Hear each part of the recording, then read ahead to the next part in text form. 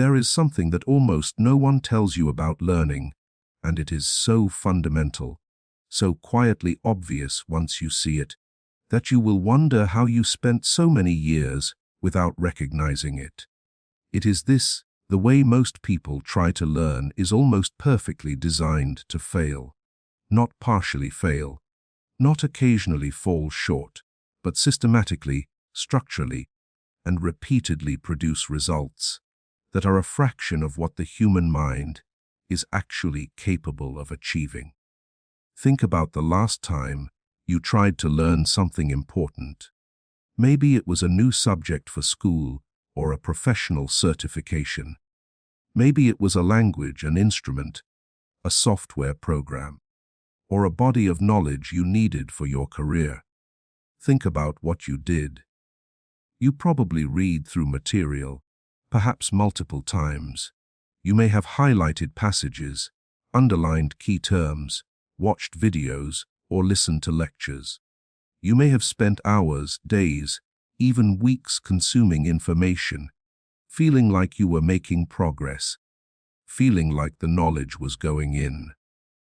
And then, when the moment came to actually use what you had learned, when you sat for the exam or tried to apply the concept in real life, something unsettling happened. The knowledge was not there, or it was there, but only in fragments, partial, hazy, slipping through your fingers like water, and in that moment, you probably did what most people do. You blamed yourself. You told yourself you were not smart enough, not disciplined enough, not naturally gifted at this particular subject.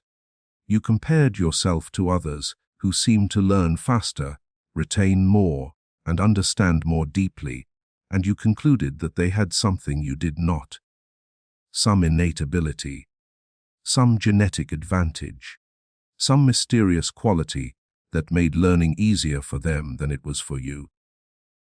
But that conclusion, as common as it is almost certainly wrong.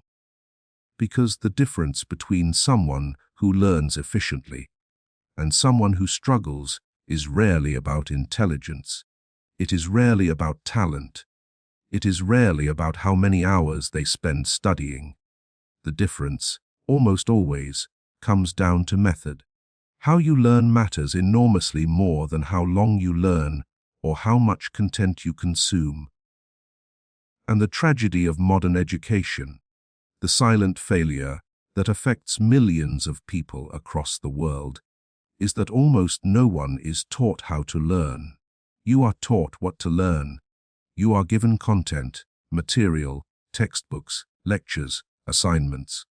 But the process of learning itself, the mechanics of how information enters the mind, takes root, and becomes usable knowledge, is left almost entirely to chance. You are expected to figure it out on your own. And so you default to what feels natural, what everyone around you seems to be doing, what has been modeled for you since childhood. You read, you reread, you highlight, you listen passively, you consume, and you assume that if you do enough of it, the knowledge will stick. But it does not stick. Not the way it should, not the way it could.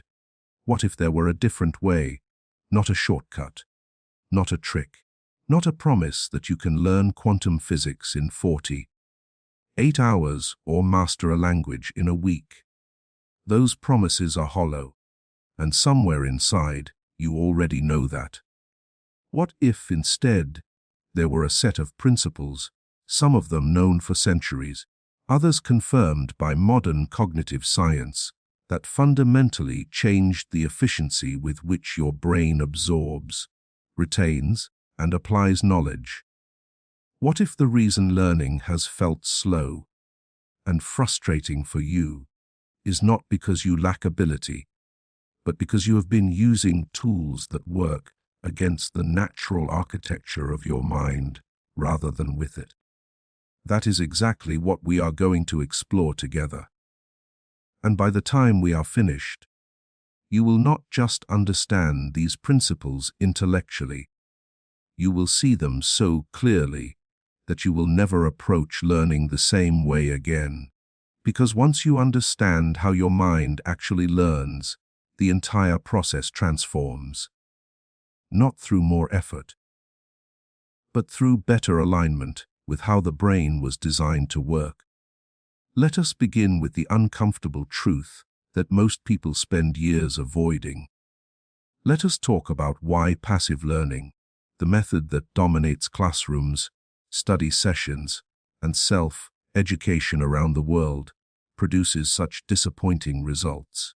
Passive learning is any form of study where information flows in one direction, from the source to you, without requiring your brain to do anything meaningful with it.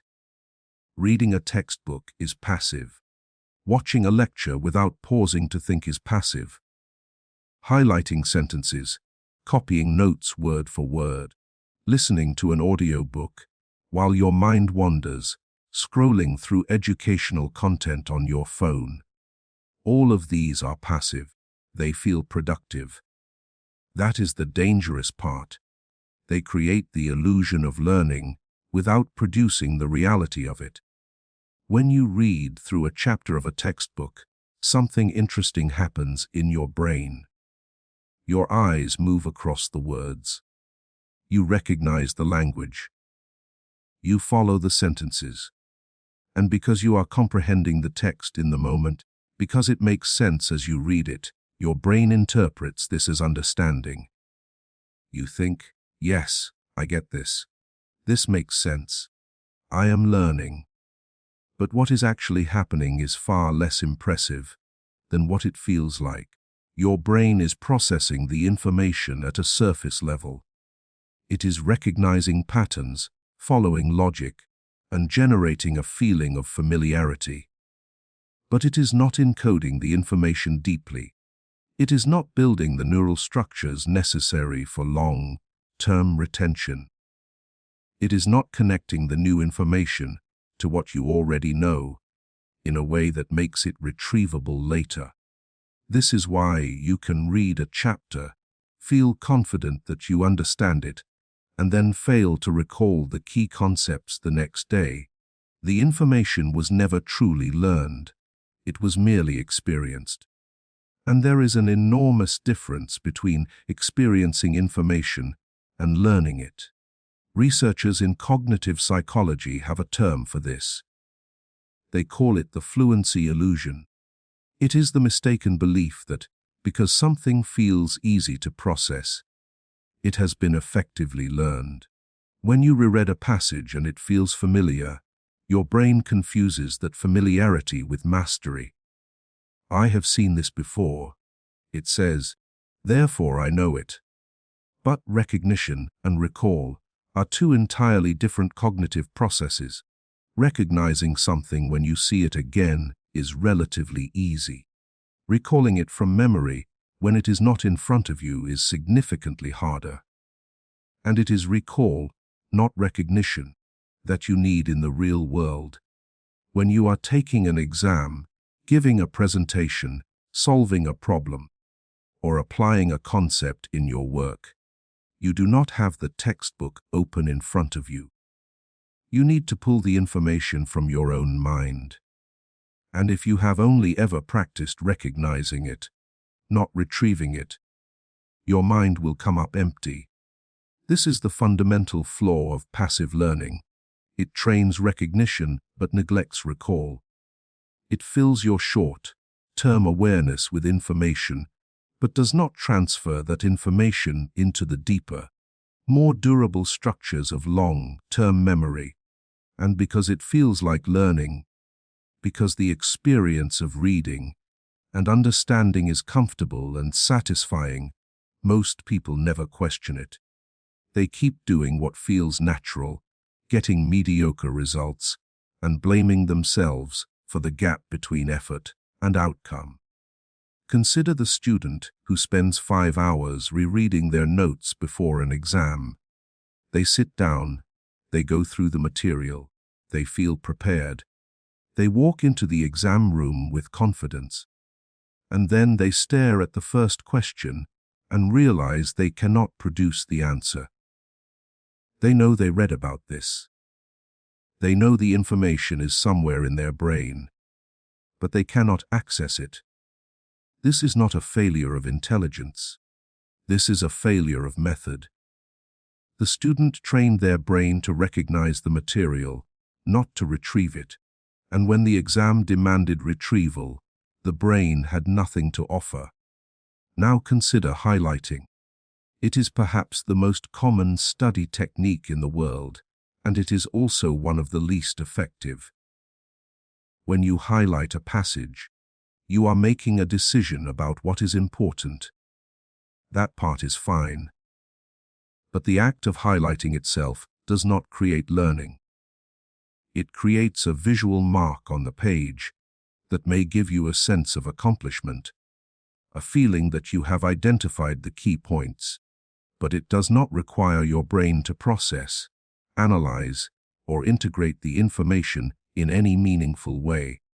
Studies have shown repeatedly that students who highlight retain no more than students who simply read, because the cognitive demands of highlighting are essentially zero. Your brain is not working, it is decorating. Watching videos is another common form of passive learning that creates a powerful illusion of understanding. A well-produced educational video can explain a complex topic with such clarity that you feel you understand it deeply. The animations make sense. The narrator's explanations are logical. The examples are compelling, and while you are watching, everything clicks. But the moment the video ends, the understanding begins to fade, because you did not build that understanding yourself. Someone else built it for you, and you merely observed. Your brain was a spectator, not a participant, and spectators do not develop skills. Participants do. This is not to say that reading, watching, or listening are useless. They are valuable starting points. They introduce you to new ideas, new frameworks, and new information. But they are only starting points. If you stop there, if you treat consumption as the final step of learning, you will retain only a small fraction of what you encountered. Some estimates suggest that passive methods result in retention rates as low as 10 to 20% after just a few days. Imagine spending 10 hours studying and retaining only 1 or 2 hours worth of knowledge. That is not a time problem. That is a method problem. And method problems have method solutions. The solution has been known for a very long time. It has been practiced by the most effective learners in history, from ancient philosophers to modern scientists, from master musicians to expert surgeons. It was understood intuitively by teachers and scholars centuries before the field of cognitive psychology existed to confirm it with data. And while it goes by many names in modern literature, the core of it is strikingly simple. The brain learns best when it is actively engaged, not passively receiving, not comfortably consuming, but actively working with information, struggling with it, questioning it, testing itself, and building connections between new ideas and existing knowledge. This is the ancient secret, and it is not really a secret at all. It is a principle that has been hiding in plain sight, practiced by the few and ignored by the many, because it requires something that passive learning does not. It requires effort. It requires discomfort. It requires the willingness to do things that feel harder, slower, and less satisfying in the moment, but produce dramatically better results over time. Let us unpack what active engagement actually means and why it works so powerfully. When you actively engage with information, you are forcing your brain to do work, real cognitive work, not the kind of surface-level processing that happens when you read or listen, but the deeper kind of processing that creates lasting neural connections. You are asking questions. You are testing yourself. You are trying to explain concepts in your own words. You are looking for connections between what you are learning now and what you already know. You are applying ideas to new situations. You are making mistakes and correcting them. You are, in a very real sense, building knowledge rather than absorbing it. This distinction between building and absorbing is crucial. When you absorb information passively, it enters your mind in the form it was given to you. It sits there, fragile and unconnected, like a book placed on an empty shelf. It might stay for a while, but it has no roots, no structure holding it in place. A gust of time or distraction can knock it off the shelf, and once it falls, it is gone. But when you build knowledge actively, you are not placing it on a shelf. You are weaving it into the fabric of your existing understanding. You are connecting it to things you already know, attaching it to memories, experiences, and frameworks that give it context and meaning. And those connections are what make knowledge durable. They are what allow you to retrieve information months or years later. They are what transform a fact from a fragile, isolated data point into a usable, integrated piece of understanding. The ancient Greek philosophers understood this intuitively. Socrates did not lecture. He asked questions. He engaged his students in dialogue, forcing them to think, to reason, to articulate their understanding and discover its gaps. This method, known as the Socratic method, is one of the earliest formalized approaches to active learning, and it remains one of the most effective. Not because Socrates was a genius, though he may have been, but because he understood something fundamental about the human mind. The mind does not learn by receiving answers. It learns by working toward them. Consider the difference between being told the answer to a problem and figuring it out yourself. When someone gives you the answer, you might remember it for a short time. But when you struggle with the problem, when you try different approaches, encounter dead ends, and eventually arrive at the solution through your own effort, the answer becomes part of you. You do not just know the answer. You understand the path that leads to it. And that understanding is deeper, more flexible, and far more durable than mere memorization. This principle applies to every domain of learning. In music, you do not learn to play an instrument by watching someone else play. You learn by placing your own fingers on the strings, making mistakes, correcting them, and repeating the process until the movement becomes natural. In sports, you do not learn to shoot a basketball by reading about shooting mechanics. You learn by standing on the court, taking shot after shot, adjusting your form, and developing muscle memory through repetition. In language learning, you do not become fluent by studying grammar charts. You become fluent by speaking, making errors, receiving feedback, and using the language in real-time conversation. In every case, the common thread is the same: active engagement. The learner is not a passive receiver. They are an active participant. They are doing something with the information, not just holding it temporarily in their mind. And that doing is what transforms information into knowledge, and knowledge into skill. There are several specific forms of active engagement that have been proven to accelerate learning dramatically. The first is questioning. Before you read a chapter, turn the headings into questions. Instead of passively reading about the causes of a historical event, ask yourself, what were the causes? And then read to find the answer. This simple act changes your relationship with the material. You are no longer wandering through a landscape with no destination. You are hunting for something specific. Your brain is primed to notice and retain the information because it has a purpose for it. The second is self-testing. Instead of rereading your notes, close them and try to recall what you have learned. This is uncomfortable. You will forget things. You will struggle. And that struggle is precisely the point. Every time you try to retrieve information and succeed, you strengthen the neural pathway that leads to it. Every time you try and fail, you identify a gap in your knowledge that you can then target.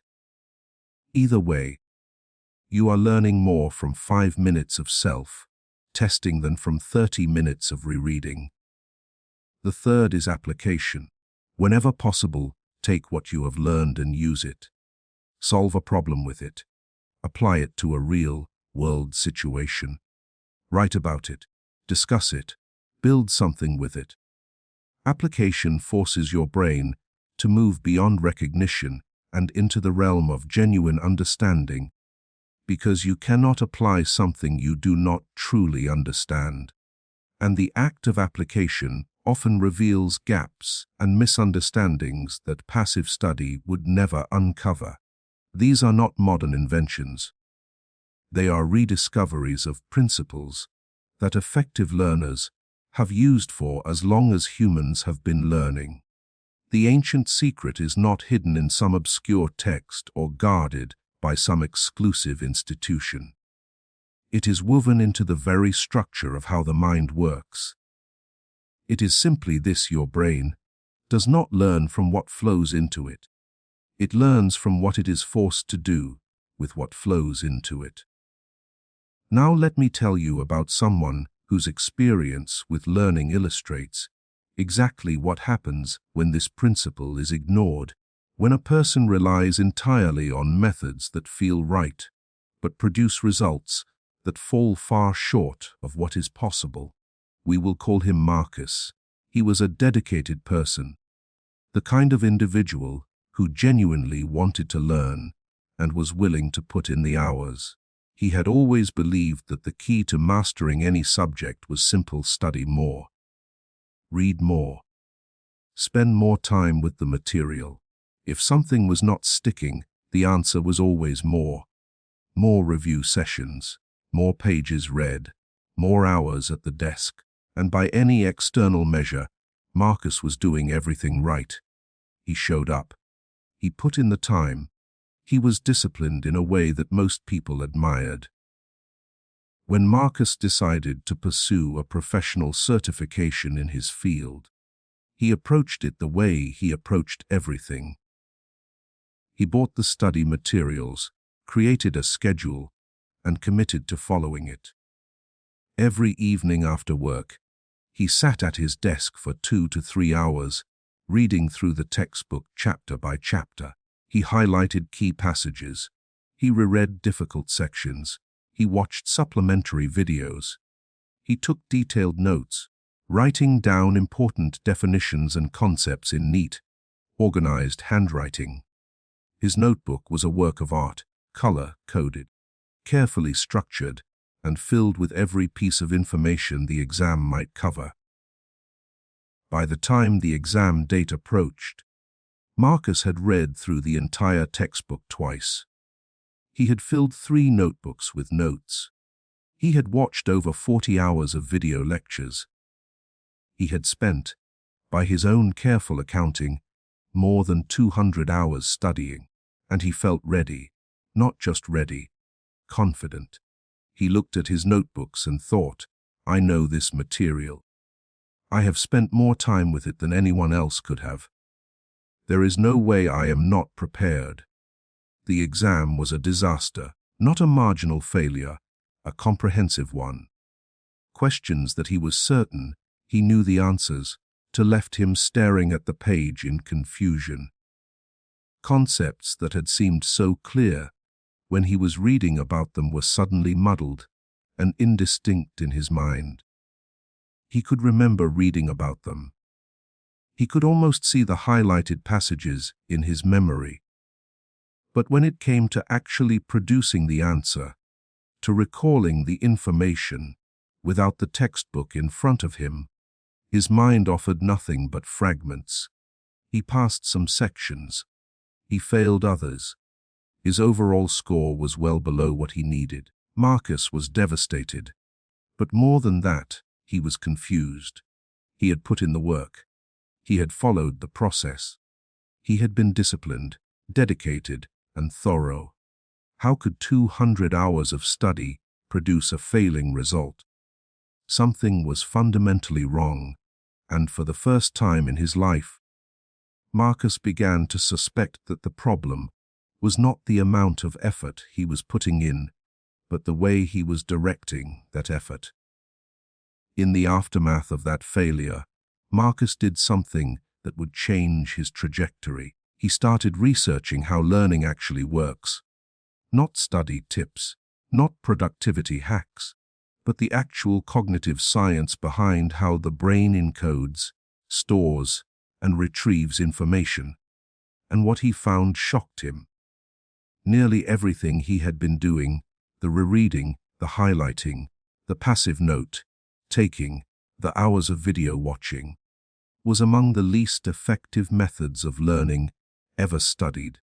The techniques he had relied on for his entire life were not just suboptimal. They were fundamentally misaligned with how his brain worked. He learned about the fluency illusion and recognized it immediately.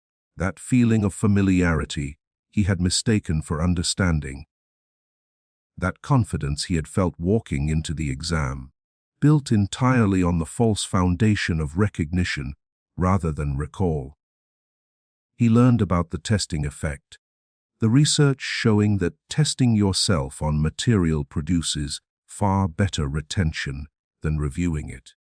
He learned about the spacing effect, the principle that distributing practice over time is vastly more effective than cramming.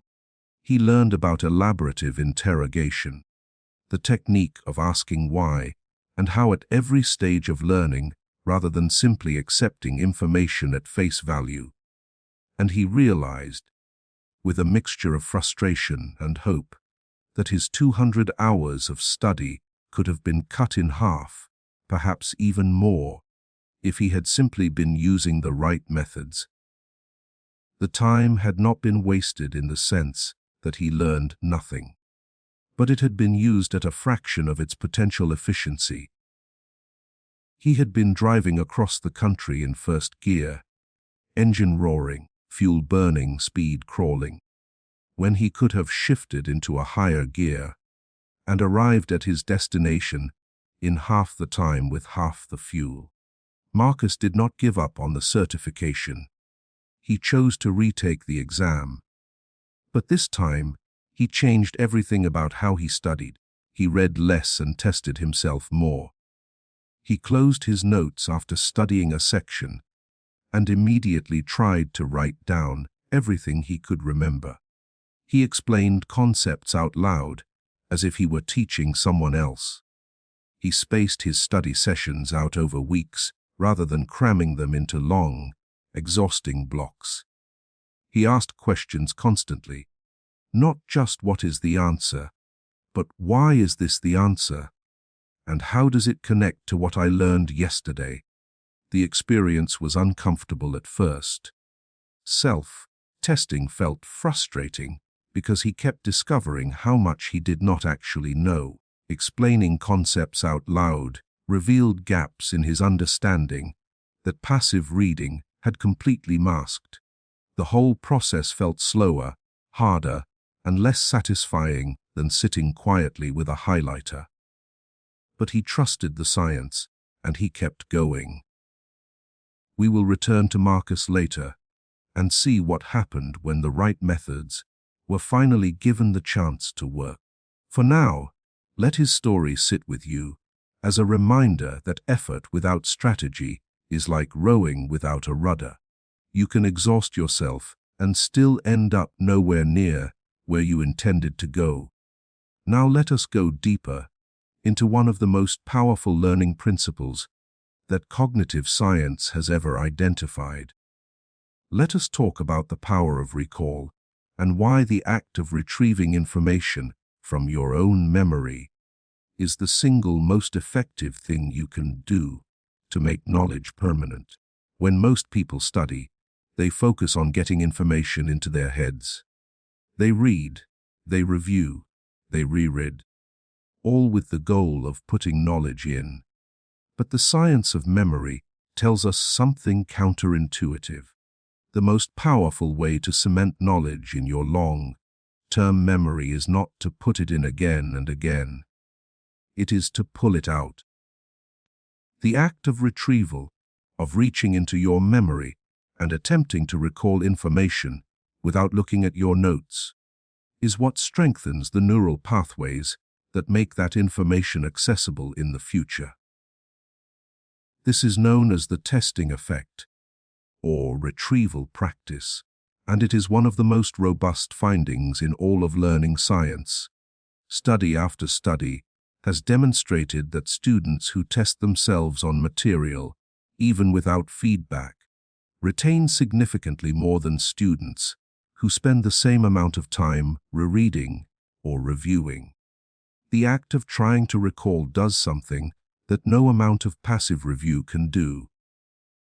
It forces the brain to reconstruct the memory, to rebuild it from the inside, and in doing so, it makes the memory stronger, more detailed, and more resistant to forgetting. Think about it this way. Imagine you are walking through a forest, and you need to find your way to a clearing on the other side. The first time you try, there is no path. You push through undergrowth, navigate around obstacles, and eventually, with effort, you arrive. The second time you take the same route, it is slightly easier. The undergrowth is a little trampled, the obstacles a little more familiar. By the third or fourth time, a faint path has begun to form, and after many trips, the path is clear, wide, and easy to follow. This is essentially what happens in your brain when you practice recall. Each time you retrieve a memory, you are walking that neural path again, strengthening it, clearing it, making it easier to travel next time.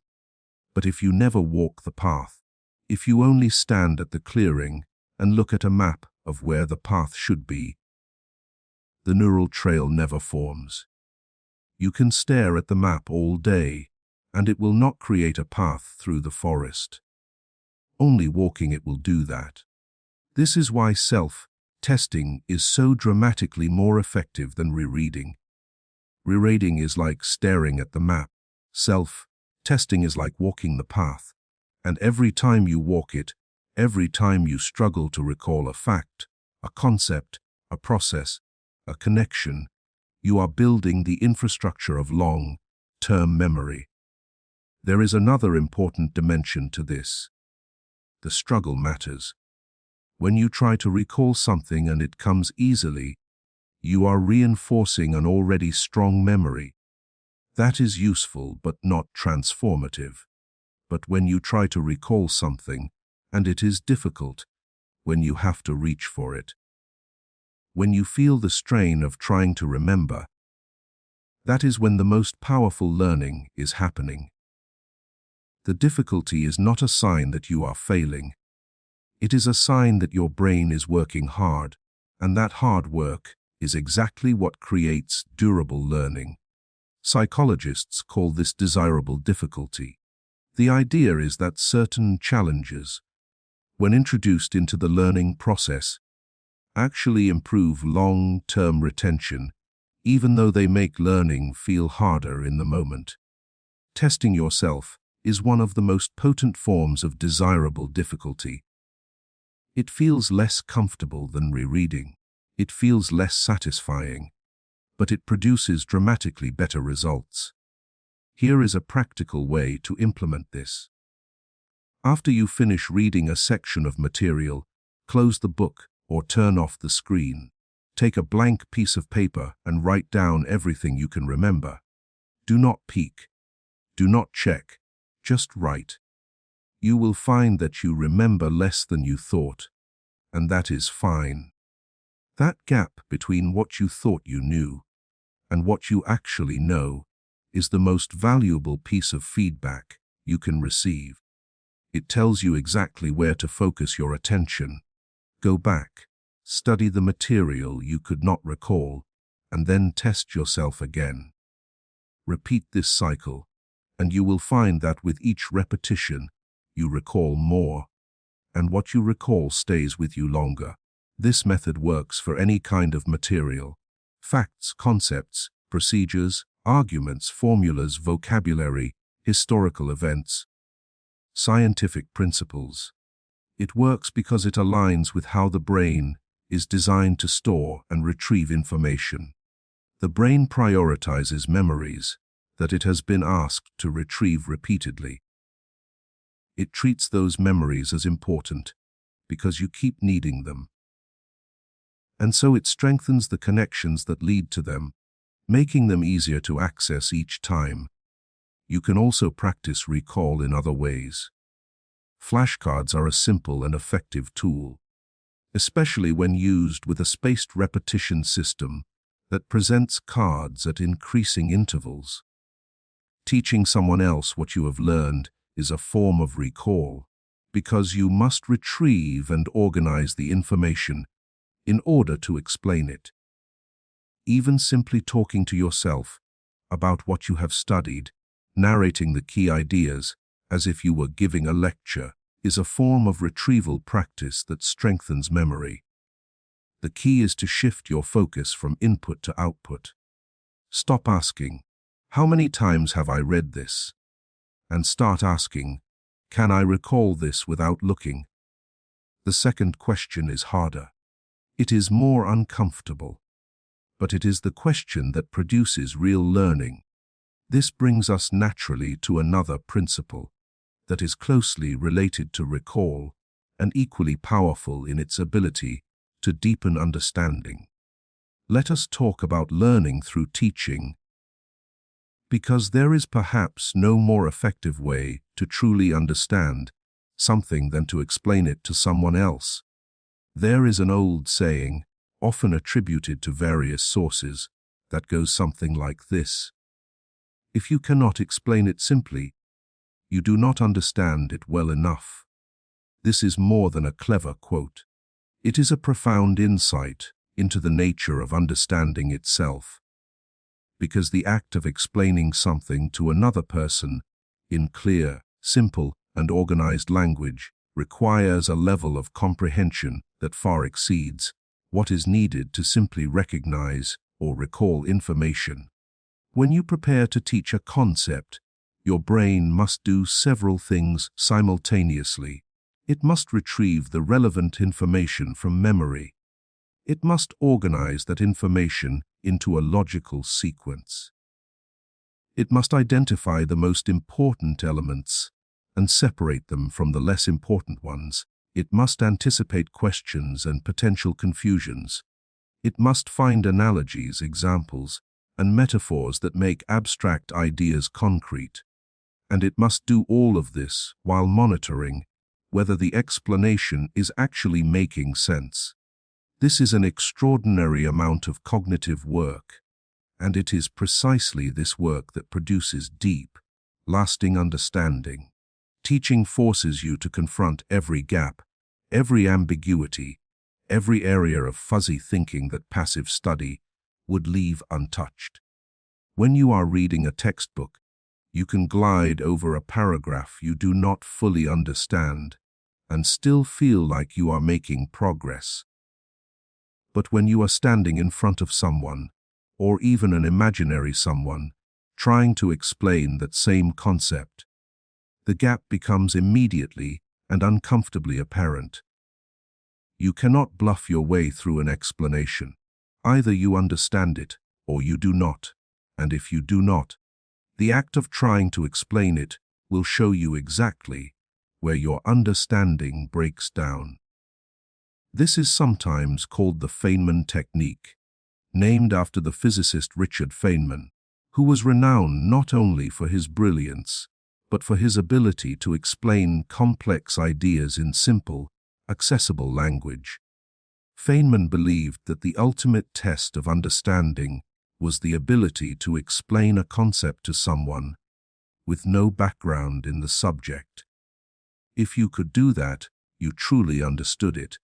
If you could not, you had more work to do. The technique works like this. Choose a concept you want to learn or understand more deeply.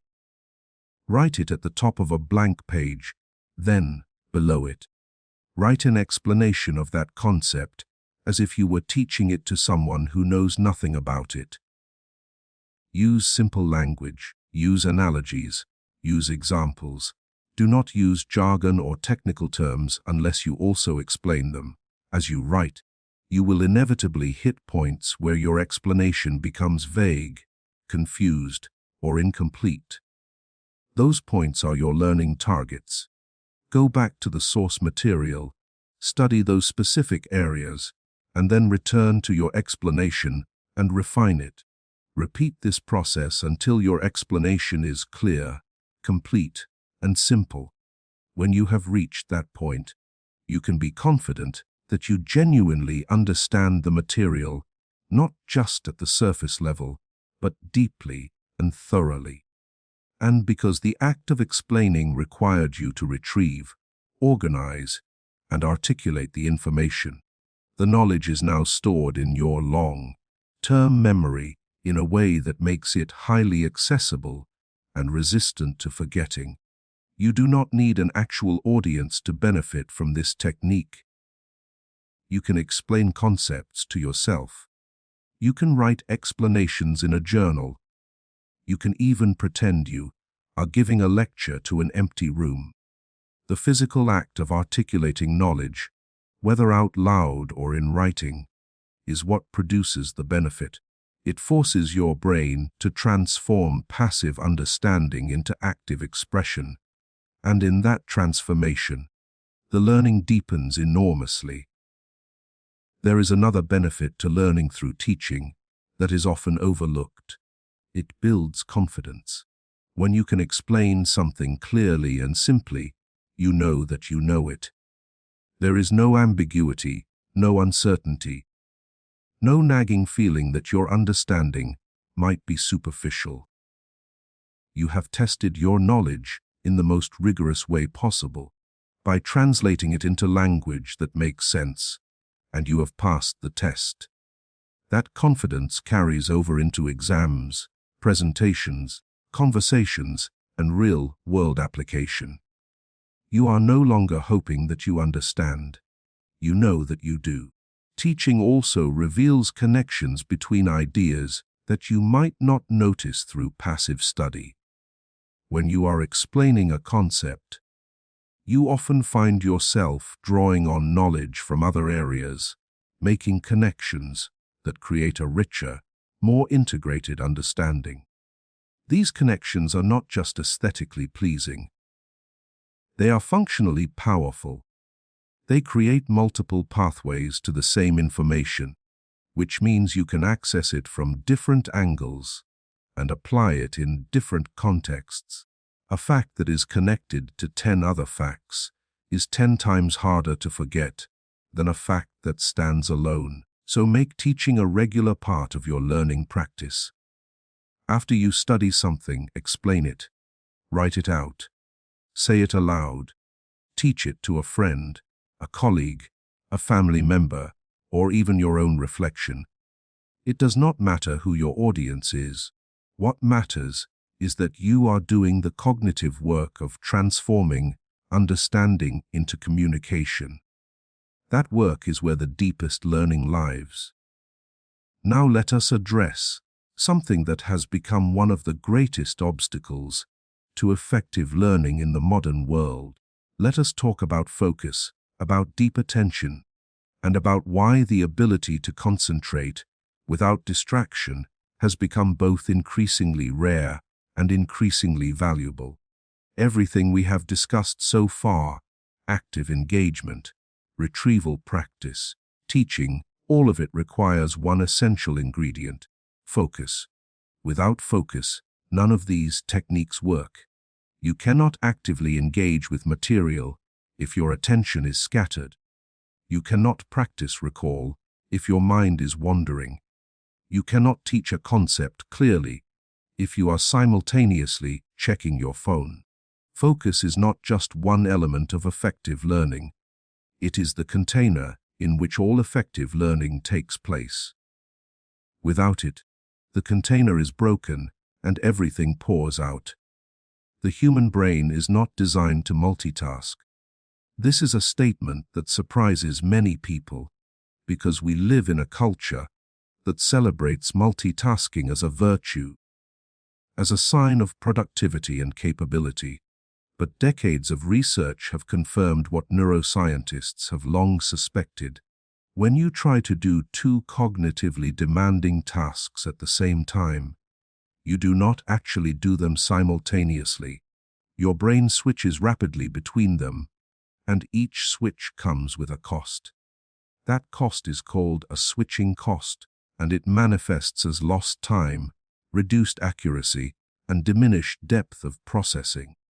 When you are studying and you pause to check a notification, your brain must disengage from the study material, shift its attention to the notification, process it, and then shift back to the study material. That shift back is not instantaneous. It takes time for your brain to re-enter the state of focused attention it was in before the interruption. Some researchers estimate that it can take as long as 15 to 25 minutes to fully regain deep focus after a single interruption. Think about what that means for someone who checks their phone every few minutes while studying. They are never actually reaching a state of deep focus. They are skimming along the surface of attention, never diving deep enough for real learning to occur. Deep learning requires what psychologists call deep processing, the kind of cognitive work that goes beyond the surface features of information and engages with its meaning, structure, and connections. Deep processing is what creates durable memories. It is what transforms information from a collection of facts into a web of understanding. And deep processing requires sustained, uninterrupted attention. It requires you to stay with the material long enough for your brain to move past the initial surface level processing and begin the deeper work of integration and connection. This is why the most effective learners often describe their study sessions as periods of intense, unbroken concentration, not marathon sessions that last all day, focused blocks of time, typically between 25 and 90 minutes, during which all distractions are eliminated and the mind is fully engaged with the material. These blocks are followed by rest, which is equally important because the brain needs time to consolidate what it has processed. But during the block itself, the attention is total. There is nothing else. Just the learner and the material in a state of deep, undivided engagement. Creating the conditions for this kind of focus is one of the most important things you can do for your learning, and it begins with eliminating distractions proactively rather than trying to resist them reactively. Trying to resist the urge to check your phone when it is sitting next to you is an exercise in willpower that you will eventually lose. Willpower is a limited resource, and every moment you spend resisting a distraction is a moment you are not spending on learning. A far better strategy is to remove the distraction entirely. Put the phone in another room. Turn off notifications. Close unnecessary tabs on your computer. Tell the people around you that you are studying and need to not be interrupted. Create a physical and digital environment that supports focus by removing everything that competes for your attention. This might sound extreme. It is not. It is simply an acknowledgement of how the brain works. Your attention is one of the most valuable resources you possess, and in the modern world, there are more things competing for it than at any point in human history. Every app, every notification, every piece of content is designed to capture your attention and hold it. Learning to protect your attention from these demands is not a luxury. It is a necessity for anyone who wants to learn effectively. There is also a deeper dimension to focus that goes beyond the removal of external distractions. It involves training your mind to stay engaged with the material, even when the material becomes difficult or boring. Because it will. Learning is not always exciting. There will be passages that feel dry, concepts that seem abstract, and moments when your brain wants to wander off to something more stimulating. In those moments, your ability to gently bring your attention back, to refocus without frustration, is what separates effective learners from everyone else. This ability is like a muscle. It can be strengthened through practice. Meditation, particularly mindfulness meditation, has been shown to improve attentional control and the ability to sustain focus over extended periods. Even short, daily meditation sessions of 10 to 15 minutes can produce measurable improvements in concentration. But you do not need to meditate to build this muscle. Simply practicing focused study, catching yourself when your mind wanders, and bringing your attention back to the material is a form of attention training that strengthens with repetition. The world will not become less distracting. If anything, the competition for your attention will only intensify. Learning to protect and direct your focus is not just a study skill. It is a life skill, one that will pay dividends in every area of your existence. Now let us explore a principle that is often practiced but rarely practiced well. Let us talk about repetition, and more specifically, about why repetition only becomes a powerful learning tool when it is combined with genuine understanding. Most people know intuitively that repetition is important for learning. If you want to remember something, you repeat it. If you want to master a skill, you practice it. This is true, but it is only half the truth, because repetition without understanding is just mechanical motion. It can produce a superficial form of memorization, the ability to recite a fact or perform a procedure without knowing why it works, but it cannot produce the deep, flexible knowledge that constitutes true mastery. Think about the student who memorizes a mathematical formula.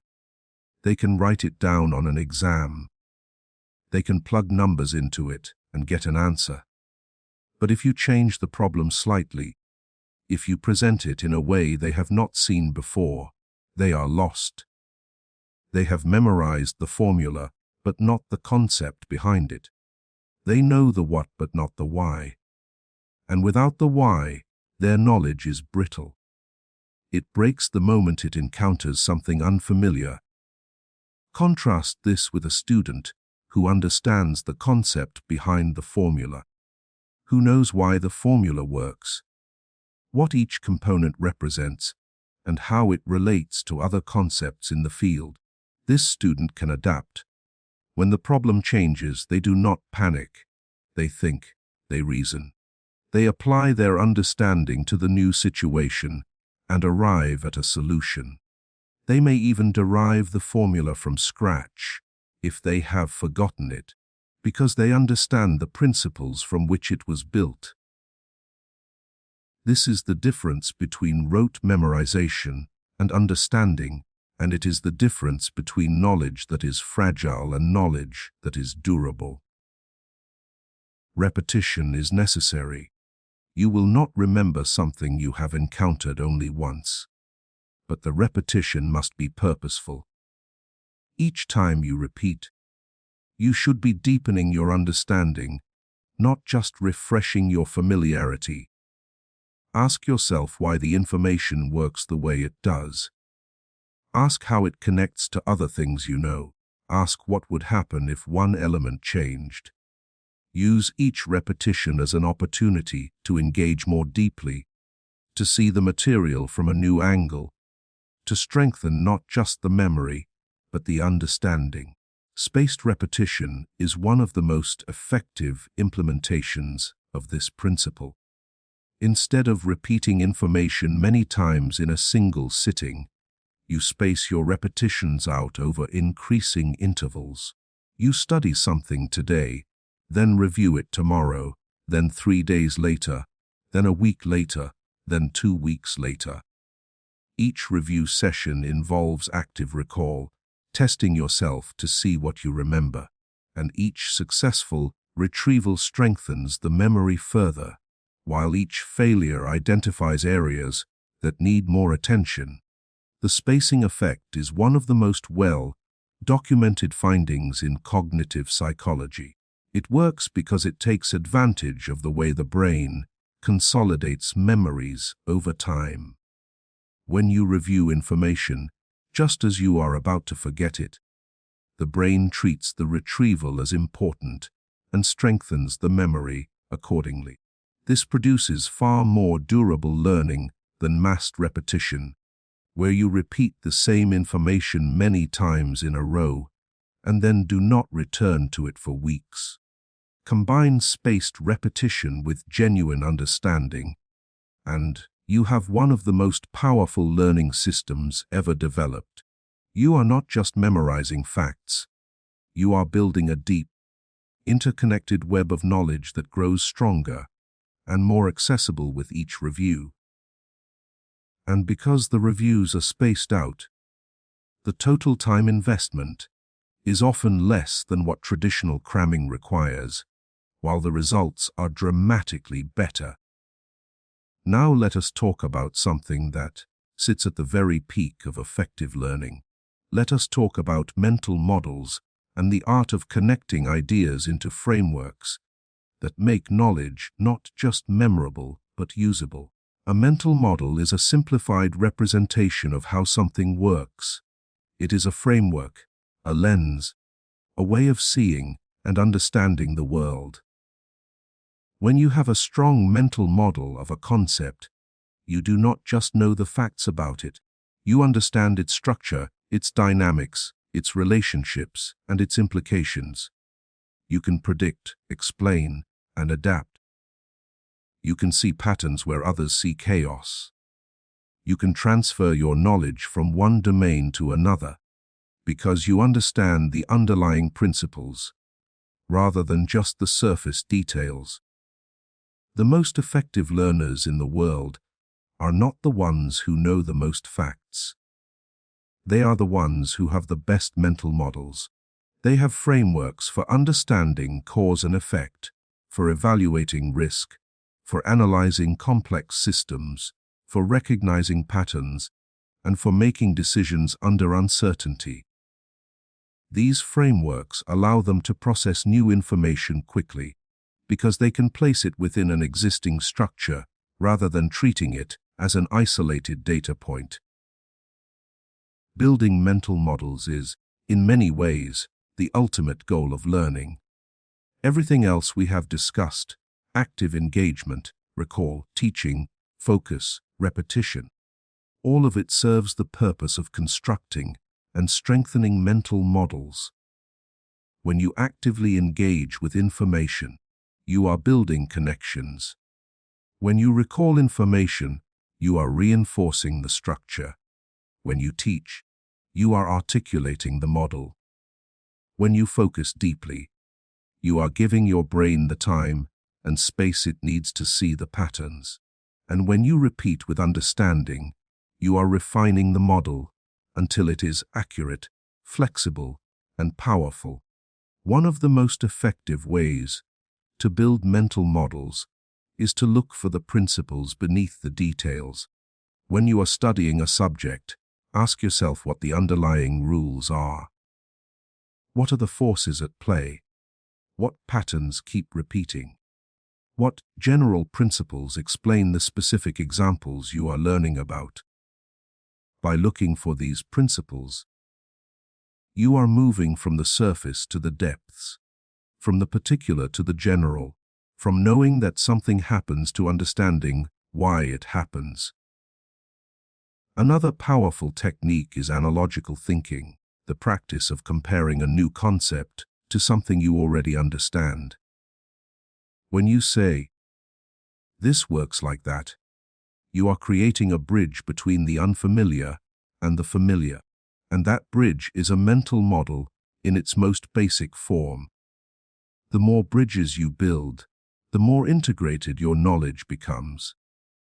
The more integrated your knowledge becomes, the faster you can learn new things, because every new piece of information has more existing knowledge to connect to. Consider the difference between someone who has learned 100 isolated facts and someone who has built 10 mental models that connect those facts into a coherent framework. The first person has a pile of bricks. The second person has a building.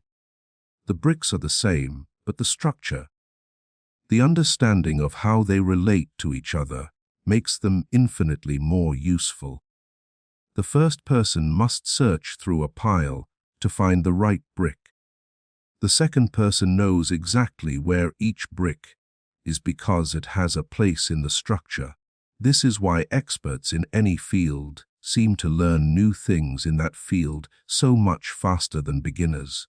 It is not that their brains work faster in some biological sense. It is that they have rich, well-developed mental models that allow them to integrate new information quickly. A chess grandmaster can look at a board and understand the position almost instantly, not because they have a superhuman memory, but because they have thousands of mental models for recognizing patterns and evaluating positions. A skilled doctor can diagnose a complex case quickly, not because they have memorized more diseases, but because they have mental models for how the body works, how symptoms relate to causes, and how different conditions present differently. You can begin building mental models right now, in whatever subject you are studying. Look for the big ideas, the principles that explain the details. Ask how things are connected. Draw diagrams that show relationships. Compare new concepts to familiar ones. Seek to understand the system, not just the parts. The more you do this, the faster and more effectively you will learn. Because you will not be starting from scratch with each new piece of information. You will be adding to a structure that is already in place. Now let us return to Marcus, because his story has a second chapter. And this chapter illustrates what becomes possible when the right principles of learning are put into practice. After his initial failure on the certification exam, Marcus spent several weeks immersed in the science of learning. He read research papers on retrieval practice, spaced repetition, elaborative interrogation, and the testing effect. He studied the work of cognitive psychologists who had spent their careers investigating how the brain learns most effectively, and he redesigned his entire approach from the ground up. When he began studying for his second attempt at the exam, the experience was unrecognizable compared to the first. He still read the textbook, but he read less at a time and engaged more deeply with each section. After reading a chapter, he closed the book immediately and wrote down everything he could recall. The first time he did this, he was humbled. He could barely reproduce a quarter of what he had just read. But instead of being discouraged, he recognized this as valuable information. He now knew exactly what he did not know, which was more than he could say after his first 200 hours of passive study. He began explaining concepts out loud, as if he were teaching them to a student. Standing in his kitchen, pacing back and forth, he would articulate the key ideas from memory, pausing when he hit gaps, going back to fill them, and then trying again. His explanations were rough at first. They were full of pauses, wrong turns, and moments of confused silence. But with each attempt, they became clearer, smoother, and more precise. And he noticed something remarkable. The concepts he had struggled to explain were the ones he eventually understood most deeply, because the struggle itself had forced his brain to work at a level that passive reading had never demanded. He used spaced repetition, creating flashcards for key concepts and reviewing them at increasing intervals.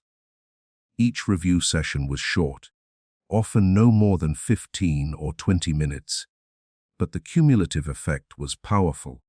Information that had faded after his first attempt was now staying with him for weeks and months. The forgetting curve, that relentless decay of memory over time, was being systematically defeated by the spacing of his reviews. He eliminated distractions during his study sessions. His phone went into a drawer in another room. His computer was used only for study-related material. He set a timer for focused blocks of 45 minutes, during which he did nothing but engage with the material. The quality of his focus was incomparable to his previous efforts. He found himself reaching levels of concentration he had not experienced since childhood, and in those states of deep focus, connections appeared that he had never noticed before. Ideas that had seemed separate suddenly revealed their relationships. Principles that had seemed abstract became concrete and intuitive. He began building mental models. Instead of memorizing isolated facts, he looked for the frameworks that connected them. He drew diagrams on whiteboards. He created concept maps that showed how different topics related to each other. He asked why at every turn. Not just what is the answer, but why is this the answer, and how does it connect to everything else I have learned? The result was a web of understanding that was vastly more powerful than the linear, fragmented knowledge he had accumulated the first time. When Marcus sat for the exam the second time, his experience was radically different. The questions did not feel like threats. They felt like invitations to demonstrate what he understood. He did not need to search his memory desperately for isolated facts. He could reason through problems because he understood the underlying principles. Concepts that had been hazy the first time were now sharp and clear. He finished the exam not just with a passing score, but with one of the highest scores in his cohort. The total time he spent studying for the second attempt was roughly 70 hours, about a third of what he had spent the first time. The difference was not effort, it was method.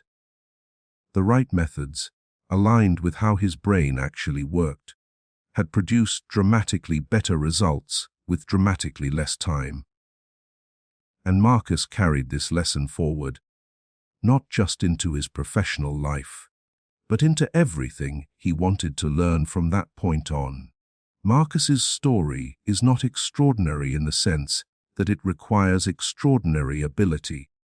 It is extraordinary in the sense that the results seem disproportionate to the change.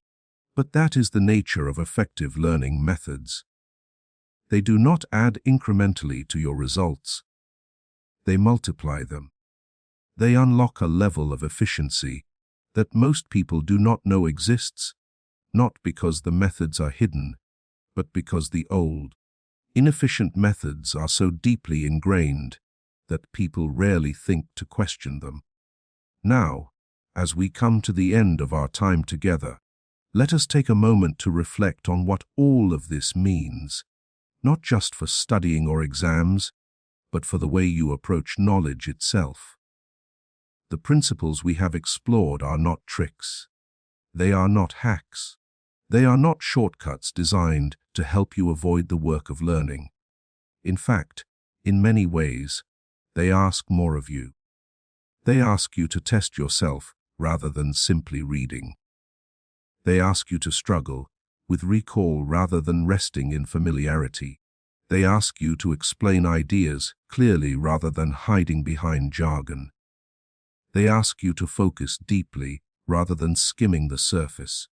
They ask you to understand rather than merely memorize. These demands are greater, not lesser, than what passive learning requires. But they are also more aligned with how your brain works, which is why they produce dramatically better results.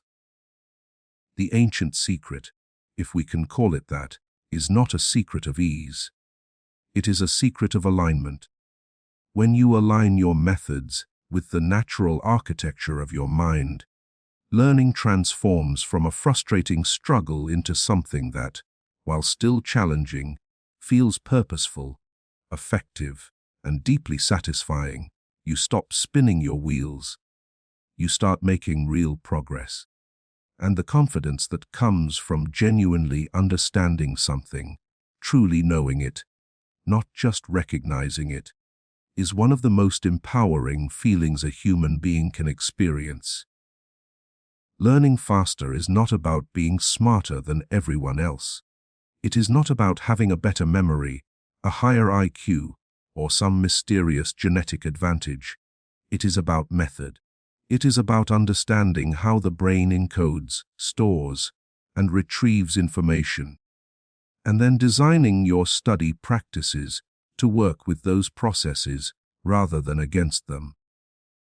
The people who seem to learn effortlessly are not operating on a different plane of existence. They are simply using methods that are better matched to how the mind works. And those methods are available to everyone, including you. Starting now, knowledge is not something you collect, like stamps or coins, to be stored and occasionally displayed. Knowledge is something you build, piece by piece, connection by connection, into a structure that supports your thinking, your decisions, and your understanding of the world. The stronger the structure, the more weight it can bear. The more connections it contains, the faster you can add to it. And the more deeply you understand each piece, the more flexible and powerful the whole becomes. So be patient with yourself, but also be strategic. Do not simply put in more hours, put in better hours. Do not just read more, engage more.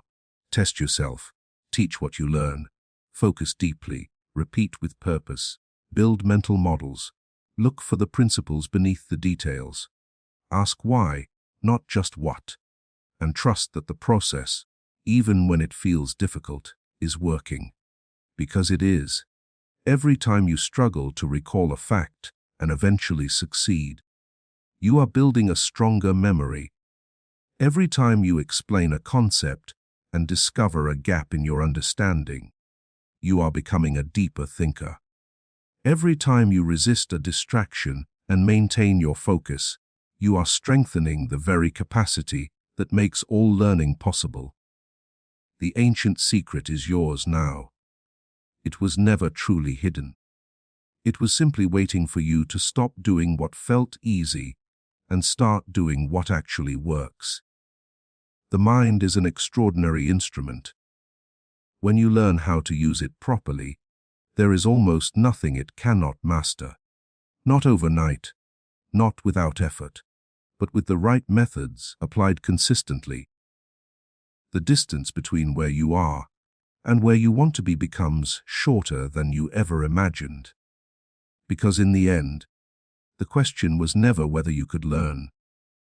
The question was always whether you knew how. And now, you do.